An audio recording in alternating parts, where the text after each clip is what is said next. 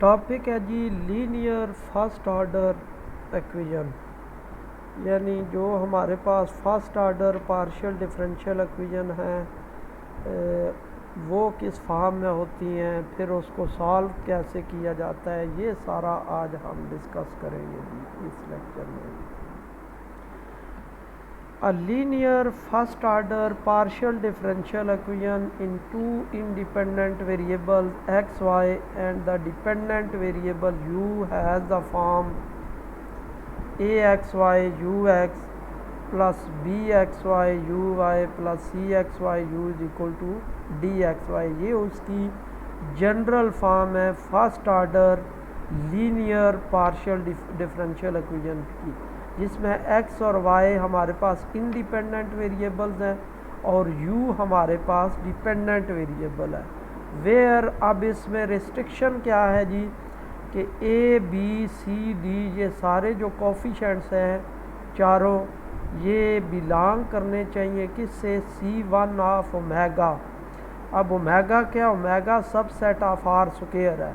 ये जो होती है डोमेन जो होती है वो किसी भी डिफरेंशियल इक्वेशन में, जब हम ऑर्डिनरी डिफरेंशियल इक्वेशन को सपोज़ हम डिस्कस करते हैं dy/dx की फॉर्म में, तो हमारे पास एक इंडिपेंडेंट वेरिएबल जो होता है x, उसकी कुछ डोमेन दी होती है। यानी वो डोमेन दी क्या होती है, बल्कि उस डोमेन में वो ये उसके सॉल्यूशन एग्जिस्ट करते हैं, कोई अनबाउंडेड रही होती है, एग्जिस्टेंस है, यूनिकनेस, बाकी सारी चीज़ें वगैरह डिस्कस की जाती हैं। लेकिन क्या कि वो उसकी डोमेन, क्योंकि एक इंडिपेंडेंट वेरिएबल उसमें होता है, इसलिए उसमें वो एक लाइन पे दी होती है कि इस पूरी लाइन में, यानी सपोज जो पूरा रियल लाइन है हमारे पास, उसमें से इसकी डोमेन रियल लाइन का ये सबसेट है, पॉजिटिव साइड है या नेगेटिव साइड है, या को पार्टिकुलर इंटरवल दिया जाता है कि इस इंटरवल में इसकी डोमेन है जी। उस डोमेन का मतलब क्या है कि इंडिपेंडेंट वेरिएबल उस में से लिए जा सकते हैं। इसी तरह पार्शियल डिफरेंशियल इक्वेशन में, क्योंकि हमारे पास दो इंडिपेंडेंट वेरिएबल है एक्स और वाई, तो दो इंडिपेंडेंट वेरिएबल्स के लिए फिर हमारे पास एक प्लेन होगी, प्लेन का यानी पार्ट होगा, क्योंकि टू डायमेंशन वो प्लेन आ जाती है, तो इसलिए जो आर स्क्वायर प्लेन है इसमें से कुछ पार्ट उसका लिया जाता है जो डोमेन के तौर पे यूज़ होता है, जिसमें एक्स और वाई की वैल्यूज़ ली जाती हैं। और वो वैल्यूज़ एक्स और वाई की जब यहाँ पे पुट करेंगे तो बेसिकली ये जो ए बी सी डी हैं ये फंक्शंस है ना एक्स वाई के, तो जब वो एक्स वाई की वैल्यू जहाँ पे पुट की जाती हैं तो फिर कोई ना कोई इस फंक्शन की वैल्यू आती है। तो वो ये लिखा हुआ है कि A B C D belongs to C1 of omega, यानी ये जो ये फंक्शंस हैं एक्स वाई के ए बी सी और डी, ये C1 का मतलब क्या है, ये आपने कैलकुलस में पढ़ा होगा कि C1 C2 C3, इसका मतलब क्या होता है। C1 का मतलब ये होता है कि फंक्शन के जितने फर्स्ट ऑर्डर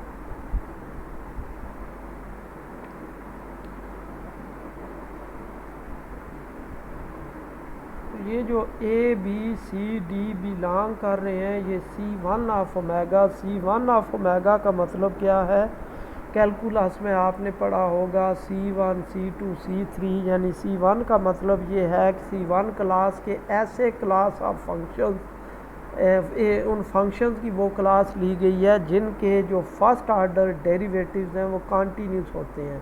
तो इधर चूँकि फंक्शन ऑफ एक्स वाई है, तो C1 ऑफ ओमेगा का मतलब ये होगा कि ये जो फंक्शंस हैं ए बी सी डी, इनके फर्स्ट ऑर्डर जो पार्शियल डेरिवेटिव्स हैं वो कॉन्टीन्यूस होंगे।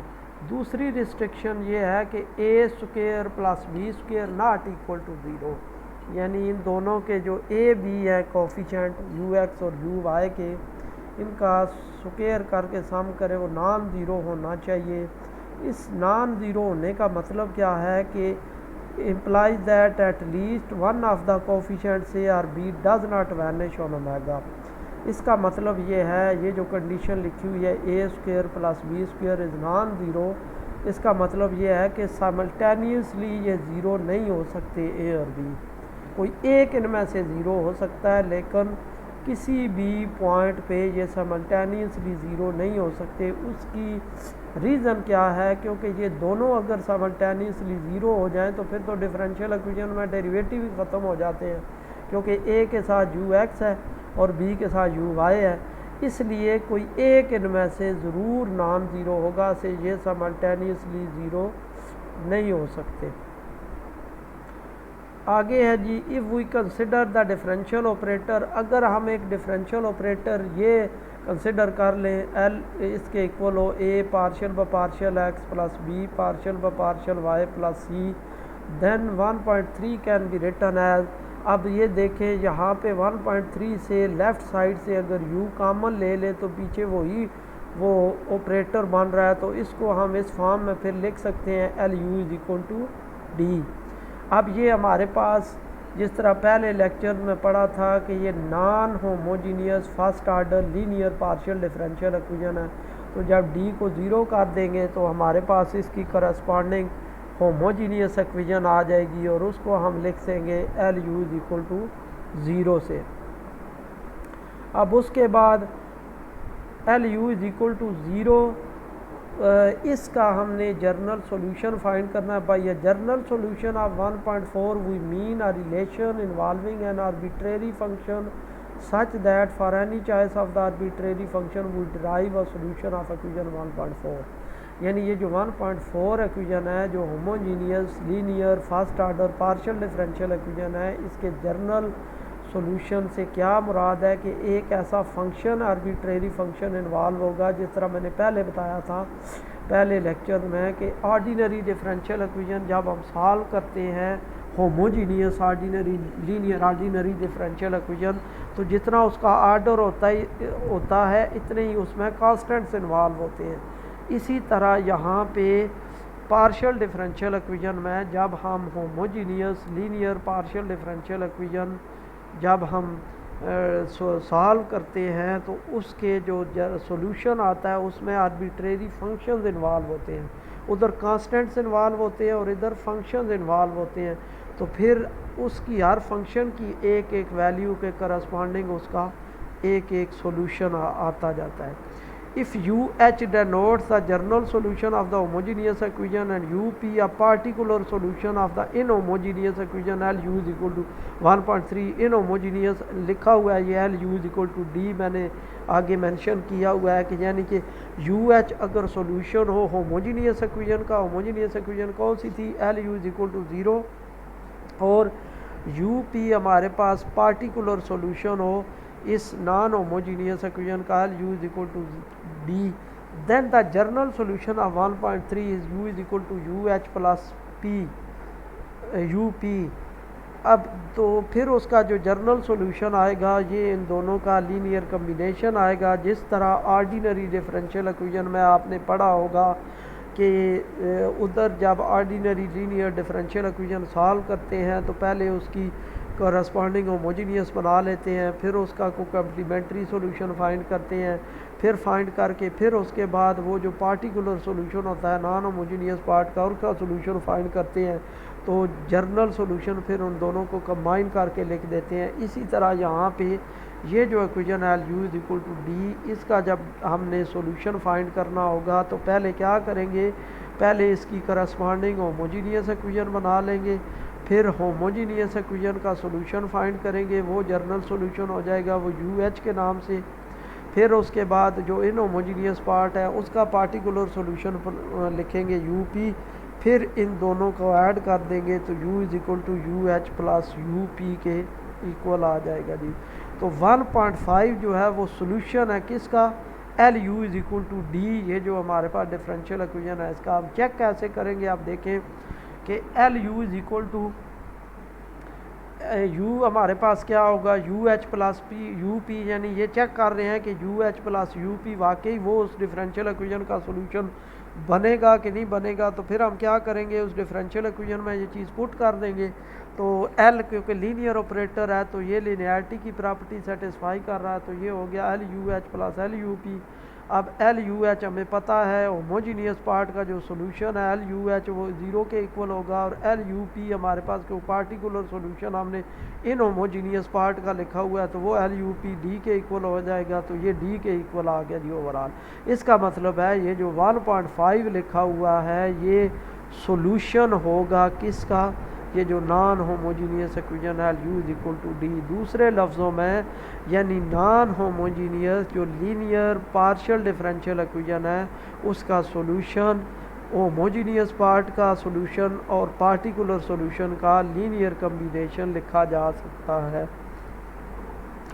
आगे है जी, if V is the solution of the differential equation L U is equal to D then it is of the form U H plus U P. अब ये दूसरा चेक है कि अगर कोई भी सॉल्यूशन हो इस नॉन होमोजीनियस इक्वेशन का तो वो लाजमी you H plus U P की फॉर्म में होगा, यानी दोनों का लीनियर कम्बिनेशन होगा। अब ये भी प्रूव करते हैं जी, consider the function v minus U P. कोई एक ऐसा फंक्शन ले लेते हैं v माइनस यू पी, तो L of v minus U P किसके इक्वल आ जाएगा, L V minus L U P के। अब v हमारे पास क्योंकि सॉल्यूशन है किसका, L U is equal to D का, तो इसको सेटिस्फाई करेगा इक्वेशन को, तो जब यू की जगह वी पुट करेंगे तो एल वी डी के इक्वल आ जाएगा, तो एल वी डी के इक्वल आ गया। और यू पी हमारे पास जो पार्टिकुलर सॉल्यूशन है उसका, तो एल यू पी वो भी डी के इक्वल आ गया, तो इस तरह ये ज़ीरो के इक्वल आ गया। जब ये ज़ीरो के इक्वल आ गया तो इसका मतलब ये है कि v minus U P is the solution of the equation this. तो ये हमारे पास जो L U is equal to zero की कोई इक्वेशन है उसका ये सॉल्यूशन है, यानी homogeneous linear first order partial differential equation का ये सॉल्यूशन है। अगर ये सॉल्यूशन है उसका तो इसका मतलब है कि ये होमोजीनियस है, तो फिर इसका मतलब है ये यू एच के इक्वल होगा, क्योंकि हमने ऊपर मेंशन किया हुआ है कि होमोजीनियस पार्ट का जो सॉल्यूशन है वो यू एच से लिखेंगे, तो यू एच इक्वल हो जाएगा वी माइनस यू पी के। अब इसको रीअरेंज करें तो v is equal to U H plus U P आ गया। इस तरह हमने प्रूव कर दिया कि अगर कोई भी सॉल्यूशन हो homogeneous linear first order partial non homogeneous first order partial differential equation का, तो वो यू एच और यू पी की फॉर्म में लिखा जा सकता है। उसके बाद आगे जी अब एग्ज़ाम्पल करते हैं जिसमें first order linear partial differential equation solve करते हैं जी। Find the general solution of the equation partial U by partial X plus U is equal to E power minus X. अब ये हमारे पास एक एग्जांपल है first order linear non homogeneous partial differential equation. तो जिस तरह मैंने पहले बताया है कि पहले हम क्या करेंगे, पहले इसकी होमोजीनियस फॉर्म बना लेंगे। तो करस्पॉन्डिंग होमोजीनियस इक्वेशन जो आएगी इसकी वो किसके इक्वल आ जाएगी, पार्शियल यू व partial X plus U is equal to zero के। अब ये सिंपल फॉर्म है, ये सेपरेबल में कन्वर्ट हो सकती है। पार्शियल यू व partial X equal to minus U, तो पार्शियल यू व partial U is equal to minus X separable form है। जब इंटीग्रेट करेंगे तो ये आ गया natural log of U left side पे और राइट साइड पे माइनस एक्स प्लस। अब जब भी जब पार्शियल डिफरेंशियल इक्वेशन सॉल्व कर रहे होते हैं तो जिसके अकॉर्डिंग सॉल्व करते हैं उसके दूसरा जो मिसिंग वेरिएबल होता है कांस्टेंट फंक्शन, वहाँ पे ऑर्डिनरी डिफरेंशियल इक्वेशन में हम कोई कांस्टेंट इन्वॉल्व कर लेते हैं, तो इधर कांस्टेंट वो जो मिसिंग फंक्शन होता है वो एज अ कांस्टेंट ट्रीट हो रहा होता है, क्योंकि उसके अकॉर्डिंग इधर डेरिवेटिव लिया ही नहीं गया होता। तो उस लिहाज से फिर हम ये लिख रहे हैं यहाँ पे, क्योंकि y के लिहाज से डेरिवेटिव नहीं लिया गया तो वो y हम लिख रहे हैं कांस्टेंट फंक्शन के तौर पे, तो ये हमने लिख दिया natural log of F of Y. तो रीअरेंज करेंगे natural log of u minus natural log of F of Y is equal to minus X, तो natural log of u over F of Y, तो ये आ गया minus X और u over F of Y power minus X. और इस तरह u हमारे पास ये आ गया E power minus X F of Y where F is an arbitrary continuously differentiable function. ये कोई हमारे पास F arbitrary continuously differentiable function है, ये कोई कंडीशंस दी हुई हूँ तो फिर उसके अकॉर्डिंग ये इसकी वैल्यू पार्टिकुलर वैल्यू फाइंड की जा सकती है। This is the general solution of partial U व partial X plus U is equal to zero. ये जो ऊपर दिया गया है ये हमने जनरल सोल्यूशन फाइंड कर लिया है किसका, ये जो होमोजीनियस पार्ट है पार्शियल यू व partial X plus U is equal to zero. अब उसके पार्टिकुलर सोल्यूशन के लिए for the particular solution let U P is equal to A E power minus X, इस फॉर्म में हमने सोल्यूशन उसका सपोज कर लिया है कि ये पार्टिकुलर सोल्यूशन को इस फॉर्म में होगा। ये हमने खुद से कैसे सपोज कर लिया है, आप वही मेथड जिस तरह आपको याद होगा जो ऑर्डिनरी डिफरेंशियल इक्वेशन में हम यूसी मेथड अप्लाई करते होते हैं, मेथड ऑफ अनडिटरमिन्ड कोफिशिएंट्स कि राइट हैंड साइड को देख के तो हम यू पी हम कंसिडर कर रहे होते हैं। अगर एक्सपोनेंशियल फंक्शन है तो हम पार्टिकुलर सोल्यूशन भी एक्सपोनेंशियल फंक्शन के साथ कोई कांस्टेंट इन्वॉल्व करके तो वो सपोज कर लेते हैं। अगर कोई पोलिनोमियल है तो फिर हम कांस्टेंट के साथ इन्वॉल्व कर लेते हैं, पोलिनोमियल सपोज कर लेते हैं। अगर कोई ट्रिग्नोमेट्रिक फंक्शन है तो वो फिर उसका साइन कॉज की फॉर्म में उसका सॉल्यूशन हम सपोज कर लेते हैं। तो इधर ये एक्सपोनेंशियल है तो ये हमने सपोज कर लिया ए ई पावर माइनस एक्स। अब देखते हैं कि ये उसका कोई सॉल्यूशन बनता है कि नहीं बनता। पहले पार्शियल यू पर पार्शियल एक्सिस का लिया, फिर जब इस इक्वेशन में पुट किया तो ए ज़ीरो आ गया। ए ज़ीरो का मतलब है पार्टिकुलर सॉल्यूशन ज़ीरो। तो इसका मतलब ये है कि ये जो चॉइस है हमारे पास यू पी इक्वल ए ई पावर माइनस एक्स ये सही नहीं है। फिर हम इसको मज़ीद मॉडिफाई करेंगे, कैसे कि इसके साथ x से मल्टीप्लाई कर देंगे। जब x से मल्टीप्लाई कर देंगे तो ये ए x E power minus x आ जाएगा। फिर जब पार्शियल डेरिवेटिव लेंगे विद रिस्पेक्ट टू x तो ये आ जाएगा ए E power minus x minus ए x E power minus x आ जाएगा। अब ये जब इक्वेशन में पुट करेंगे तो a की वैल्यू आ जाएगी 1। जब a की वैल्यू सिंप्लीफाई करने से ये a1 निकल आएगा। जब a1 आ गया तो फिर हम यू पी आगे ले लेंगे जी x E power minus x. ये हमारे पास a की वैल्यू 1 पुट करने से ये पार्टिकुलर सॉल्यूशन आ गया किसका, ये जो non homogeneous linear ordinary partial differential equation है उसका। तो इसका जो जर्नल सॉल्यूशन आएगा वो इन दोनों का कम्बिनेशन होगा। तो फिर जर्नल सॉल्यूशन इसका जो जर्नल सॉल्यूशन है वो हमारे पास यहाँ पे U E power minus X U equal to E power minus X होना चाहिए था। पार्शियल यू व partial X plus U is equal to E power minus X. वो उसका जो जर्नल सॉल्यूशन है ये बनेगा U X Y is equal to E power minus X F of Y plus X E power minus X where F is an arbitrary continuously differentiable function.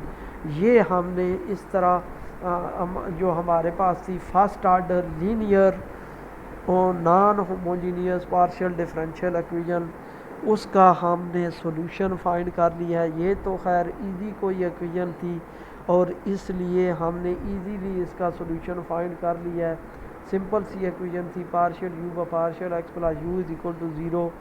लेकिन ज़रूरी नहीं कि इस तरह इतनी आसानी से पार्शियल डिफरेंशियल इक्वेशन हर जो linear first order partial differential equation है उसका सॉल्यूशन फाइंड किया जा सके, क्योंकि इसमें तो सिंपल हमारे पास ए और सी इन्वॉल्व थे, बी भी मिसिंग है। तो इस तरह जब वो बी मिसिंग है तो जब वो इस तरह कॉम्प्लिकेटेड फंक्शंस आ जाएं तो फिर थोड़ा सा इसको फाइंड करना मुश्किल होता है जर्नल सॉल्यूशन। तो उसके लिए आगे हम कुछ वर्किंग स्टेप्स देखेंगे कि कैसे हम कर रहे होते हैं उसको जो linear first order partial differential equation है उसको कैसे कुछ स्टेप्स को फॉलो करके तो हम उसका सॉल्यूशन फाइंड करते हैं।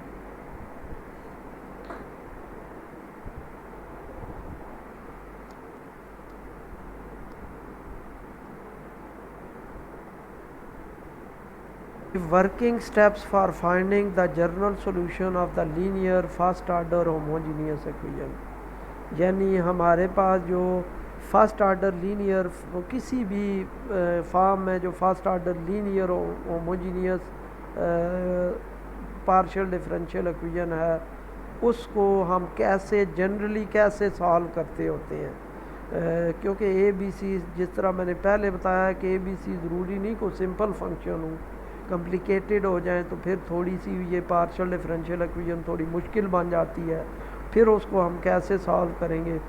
Consider the homogeneous linear first order partial differential equation of the form A x Y U X plus B x Y U Y plus C X Y U is equal to zero where A B C belongs to C one of omega omega is subset of R square.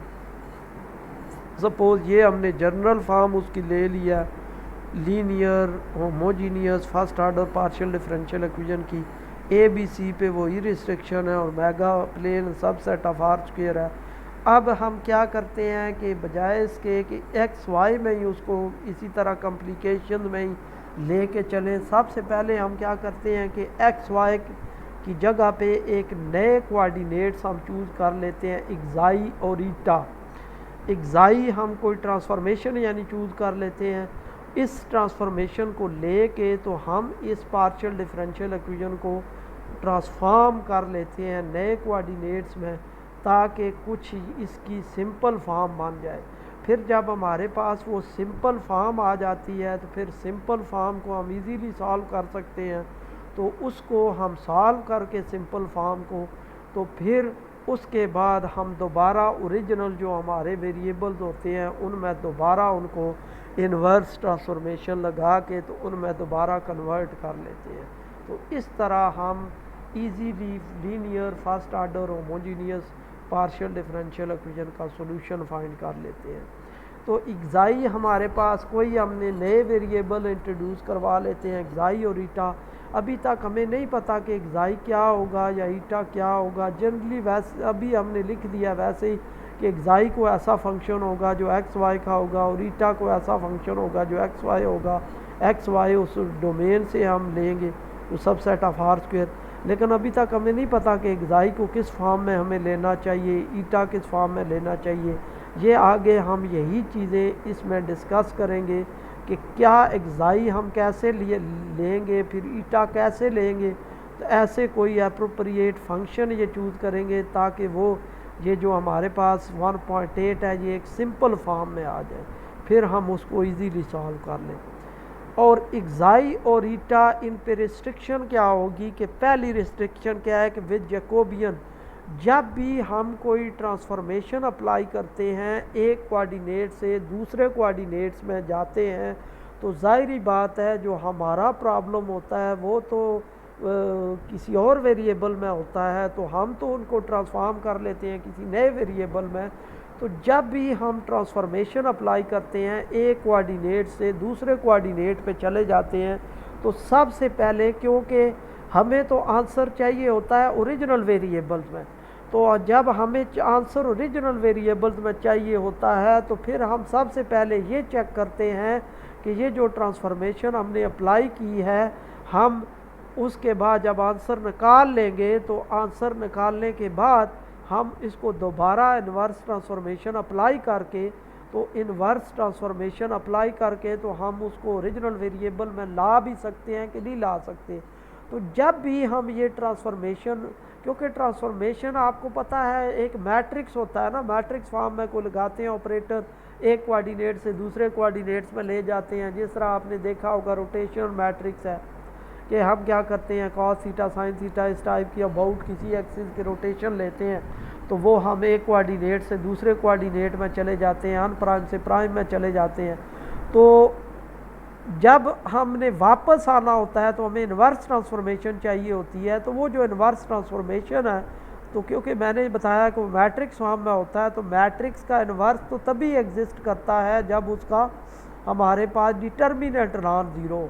तो इसी तरह जब हम transformation apply करते हैं तो उस transformation के लिए पहले हम उसका जैकोबियन चेक करते हैं कि जैकोबियन इसका, ये जो ट्रांसफॉर्मेशन अप्लाई कर रहे हैं इसका जैकोबियन नॉन ज़ीरो आ रहा है कि नहीं आ रहा, ताकि हम अगर सॉल्यूशन फाइंड कर लें तो फिर हम इन्वर्स ट्रांसफॉर्मेशन भी अप्लाई कर सकें उसके, ताकि हम ओरिजिनल वेरिएबल में अपना आंसर ला सकें। तो इसके लिए भी हमने अभी तक कोई एक्साई और ईटा पेट चूज़ नहीं किए, हम सिर्फ ये सोच कह रहे हैं कि एक्साई और ईटा कोई ऐसे नए वेरिएबल्स होंगे जो एक्स वाई की फॉर्म, एक्स वाई को रिप्लेस करेंगे जिससे।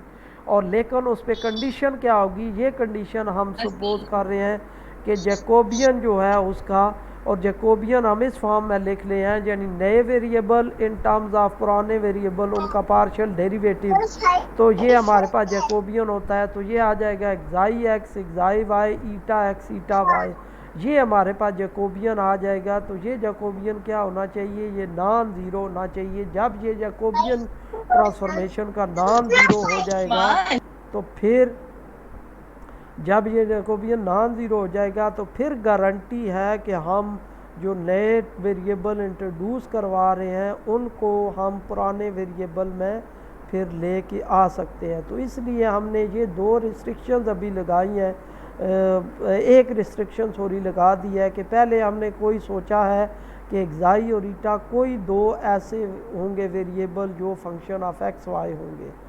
फिर उसके बाद जिसके लिए कंडीशन हमने ये बनाई है कि ये जब हम ट्रांसफॉर्मेशन अप्लाई करेंगे तो ये जो जैकोबियन है इसका वो नॉन ज़ीरो आना चाहिए। अब यू एक्स को इन टर्म्स ऑफ एक्साई ईटा जब, क्योंकि हमारे पास जब एक्साई ईटा आ जाएंगे तो उस फॉर्म में जब हम यू एक्स को ट्रांसफॉर्म करेंगे तो कैसे, यू एक्स होता है पार्शियल यू व पार्शियल एक्स। अब यू फंक्शन है एक्स वाई का और एक्स वाई किसके है आगे फंक्शन, वो एक्साई ईटा एक्स वाई के फंक्शन है। तो फिर हम इसके चेन रूल अप्लाई करेंगे कि partial U by partial xi और partial xi by partial X plus partial U by partial eta into partial eta by partial X. तो ये जो यू एक्स है ये हमारे पास U xi X plus U eta eta X इस form में आ जाएगा। अब यू एक्स हमने एक्साई और ईटा की फॉर्म में लिख दिया है।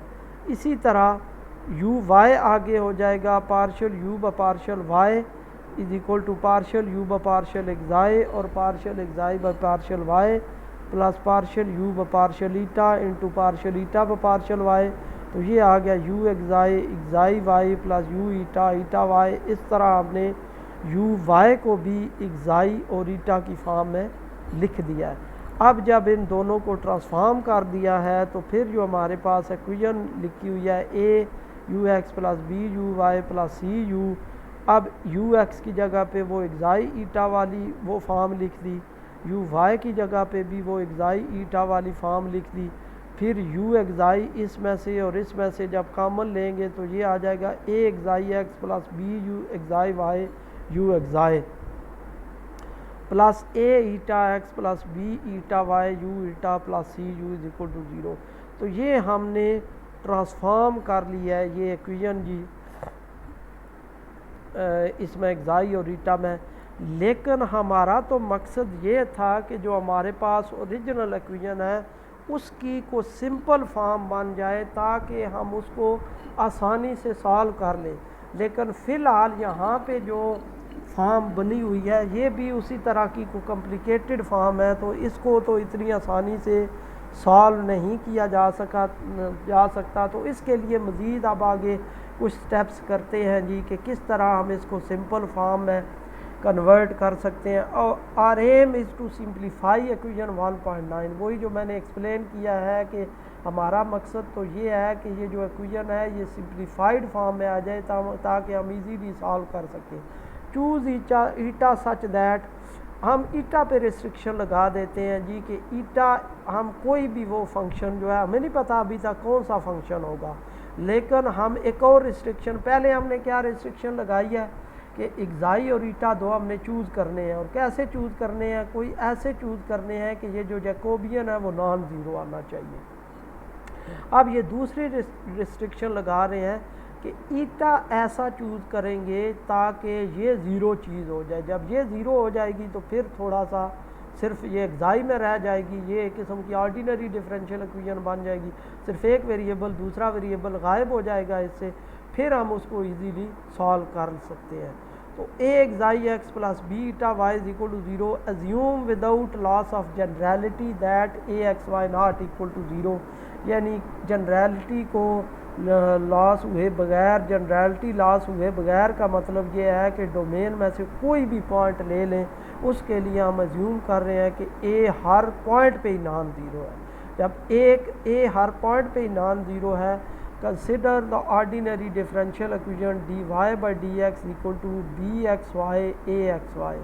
बी एक्स वाई ओवर ए एक्स वाई, यानी सपोज़ हमारे पास कोई ये ऑर्डिनरी डिफरेंशियल इक्वेशन है D Y by D x, वो बी ओवर ए की फॉर्म में है। अब देखें यहाँ पे आप देखें तो सपोज़ हमने ये कोई ऑर्डिनरी डिफरेंशियल इक्वेशन ली है जी, D Y by D x equal to X Y square और एक्स स्क्वेयर वाई, यानी वही इसी तरह ये जो मैंने साइड पे लिखा है जी कि बी इसको सपोज कर लें B as a function of x Y और A as a function of x Y, वही जिस तरह ये एक पेट इक्वेशन ले लिया है, इधर तो जनरली लिखा हुआ है, तो हमने रफ में एक ये जो मैंने सर्कल किया हुआ है बाउंड्री लगाई हुई है, इसका मतलब ये है कि ये टॉपिक के मैं सिर्फ समझाने के लिए ये स्टेप्स किए हुए हैं। तो D Y by D X ये जब सिंप्लीफाई करेंगे वाई ओवर एक्स के इक्वल है, तो ये सेपरेबल फॉर्म में ऑर्डिनरी डिफरेंशियल इक्वेशन है, D Y over Y rearrange करेंगे तो डी एक्स ओवर एक्स आ जाएगा, फिर natural log of Y is equal to natural log of X plus natural log of K, natural log of Y minus natural log of X equal to natural log of k, फिर natural log of y over x equal to natural log of k और y over x equal to k. और ये इसका मतलब है कि left hand side पे जो ये है वाई ओवर एक्स, ये फंक्शन है किसी एक्स वाई का फंक्शन है, ये हम डिपेंड करता है किस पे, ये जो हमने बी और ए चूज़ किए हुए हैं। अगर बी और ए यहाँ पे डिफरेंट हो जाएंगे तो फिर ये जो फंक्शन है एक्स वाई का ये चेंज हो जाएगा। लेकिन बात ये है ओवरऑल कि ये जो ऑर्डिनरी डिफरेंशियल इक्वेशन है इसका जो जर्नल सॉल्यूशन है वो इस फॉर्म में लिखा जा सकता है F of x Y is equal to के। तो यही चीज़ हम लिख देंगे, let the general solution of D Y by D x equal to B x Y over A x Y. अब eta x Y is equal to के, ये हमने सपोज उसका जर्नल सॉल्यूशन लिख दिया है। ये जो हमारे पास ये यानी इधर एफ ऑफ एक्स वाई हमने इसको ईटा का नाम दे दिया है कि eta x Y is equal to के, इसका कोई जर्नल सॉल्यूशन है इस डिफरेंशियल इक्वेशन का, where eta y not equal to zero. अब इस पे हमने एक और रिस्ट्रिक्शन लगाई है, पहले वो थी, पहले रिस्ट्रिक्शन क्या लगा रहे थे कि ये ईटा ऐसा चूज़ करना है कि ताकि ये A eta x plus B eta Y is equal to zero हो जाए, ईटा कोई ऐसा चूज़ करे ताकि ये इक्वेशन सेटिस्फाई कर जाए। अब एक और रिस्ट्रिक्शन लगा रहे हैं, कौन सी कि ईटा जो है ईटा वाई नॉन ज़ीरो आना चाहिए, यानी ईटा विद रिस्पेक्ट टू वाई उसका जो पार्शियल डेरिवेटिव है वो ज़ीरो नहीं होना चाहिए। ईटा कोई ऐसा आएगा, अभी तक हमें नहीं पता कि ईटा किस फॉर्म में हमने चूज़ करना है, लेकिन ईटा ऐसा होगा कि उसका जो with respect to y derivative है वो नॉन ज़ीरो होगा, and k is an arbitrary constant. Then for this function, अब इस फंक्शन के लिए आप देखें ईटा के इस फंक्शन के लिए ये जो ईटा हमारे पास फंक्शन है तो ये इक्वेशन आ जाएगी eta x d x plus eta y d y is equal to zero. ये कैसे आया जी?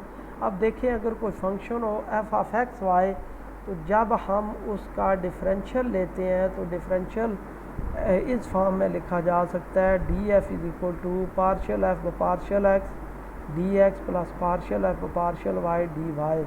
तो एफ ऑफ इसको लिख सकते हैं f of x d x plus f of y d y. तो इसी तरह हमारे पास इधर है eta x Y is equal to के, तो जब उसका डिफरेंशियल लेंगे तो ये इक्वेशन आ जाएगी eta x d x plus eta y d y is equal to zero.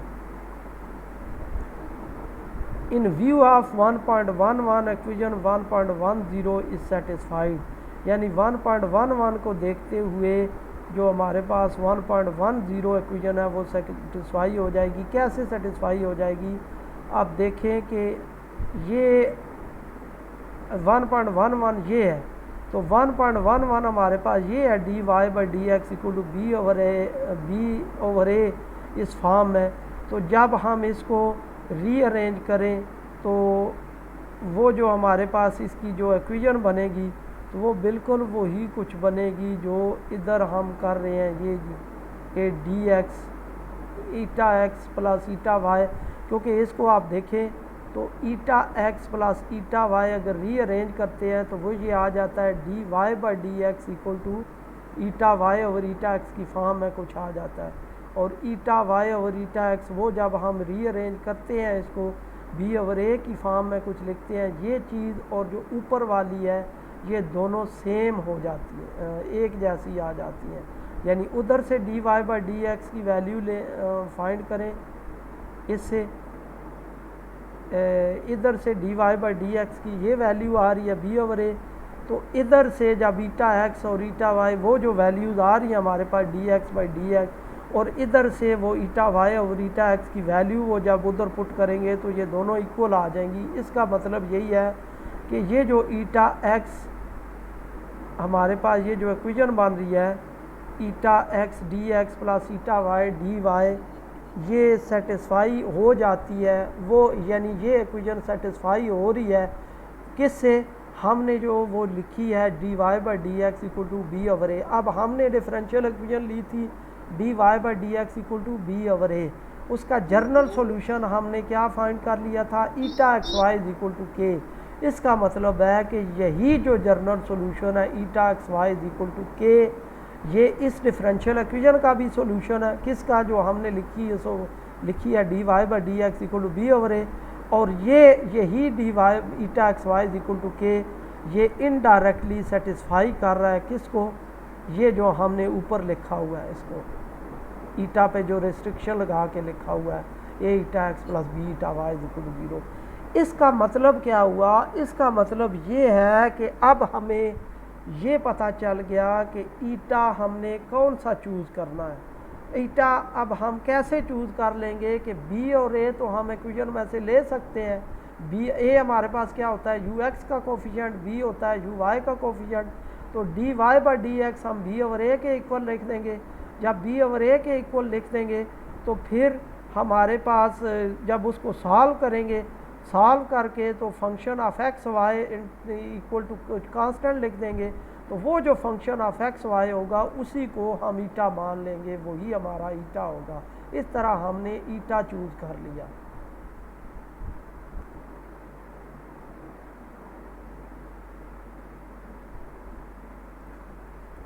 आगे हमारे पास the one parameter family of curve eta x Y equal to K are called the characteristic curves of this.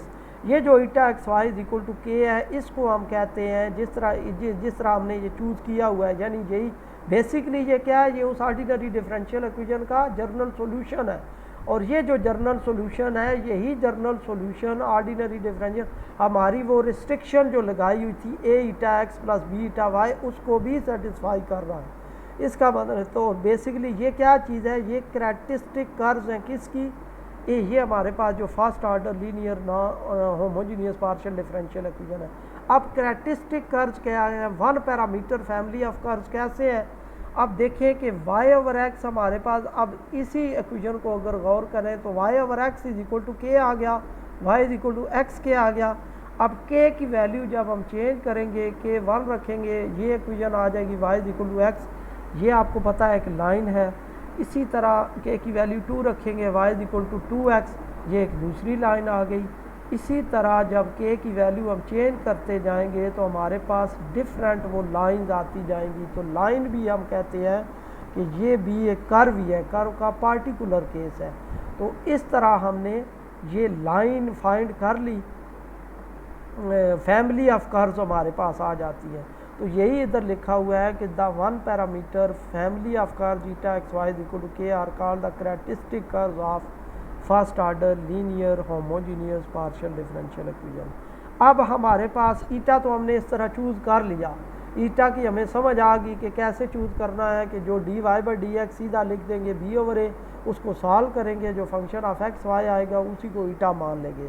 अब एक्साई हम suppose कर लेते हैं खुद से कि एक्स के इक्वल है, कि एक्साई अगर एक्स ले लिया जाए तो फिर हमें चेक क्या करना पड़ेगा, वही पहली कंडीशन हमने क्या बनाई थी कि एक्साई और ईटा ऐसे होने चाहिए जो हमारे पास जो इस जैकोबियन को नॉन ज़ीरो बना रहे हो।